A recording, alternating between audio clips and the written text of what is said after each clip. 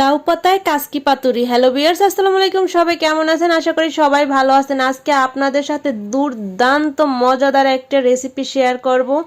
আপনারা যারা কাসকি মাছ খেতে পছন্দ করেন না এবং যারা পছন্দ করেন, আশা করি আপনারা একবার হলেও বানিয়ে খাবেন এবং অনেকটাই ভালো লাগবে। বিশেষ করে গরম গরম ভাতের সাথে এটার কোনো তুলনাই হবে না। আমার বড় ছেলেটা কাসকি মাছ একদম পছন্দ করে না, ও এটাকে খুব চেটেপুটে খেয়েছে। তার জন্য আপনাদের লাউ পাতা নিতে হবে। আমার লাউ পাতাটা একটু নরম হয়ে গেছে, একদিন আগে আনা ছিল। আপনারা ফ্রেশ লাউ পাতা নেওয়ার চেষ্টা করবেন। তারপরে আপনারা এই যে কাসকি মাছ পরিমাণ মতো অল্প কিছু আলু দিলাম। তারপর যত শুকনো মশলা আছে, হলুদ গুঁড়া, মরিচ গুঁড়া, ধনের গুঁড়া, জিরের গুঁড়া, তারপর আপনারা একটু আদা রসুন বাটাও দিবেন। মানে আপনাদের ঘরে থাকা যে যে মশলা আছে সবগুলো দিয়ে একটু তেল দিয়ে তার লবণ সব কিছু দিবেন। মানে মোটদার কথা, যতটা মশলা দেওয়া দরকার ততটা মশলা সবই দেবেন। পেঁয়াজ দেবেন, ধনে পাতা দেবেন।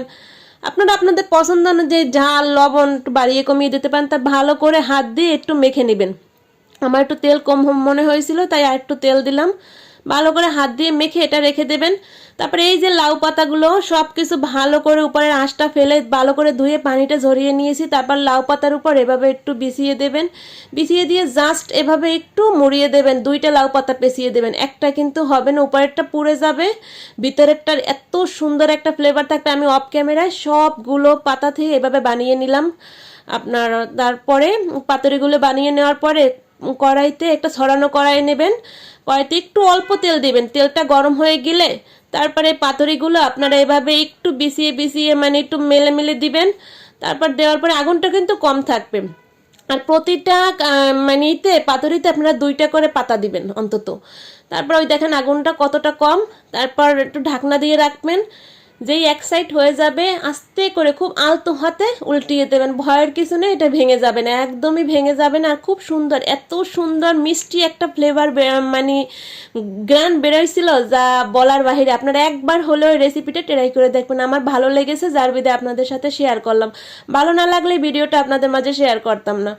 তারপর আবার ঢাকনা দিয়ে রাখবেন বেশ কিছুক্ষণ। তারপরে এই যে দেখেন ফাইনাল লুক। এখন যখন খেতে যাবেন, উপরের পাতাটা একটু তিতে লাগতে পারে, উপরের পাতাটা আপনারা ফেলে দিবেন। ভিতরের যে লাউ পাতাটা থাকে সেটা দিয়ে এত মজাদার, মানে বললাম না।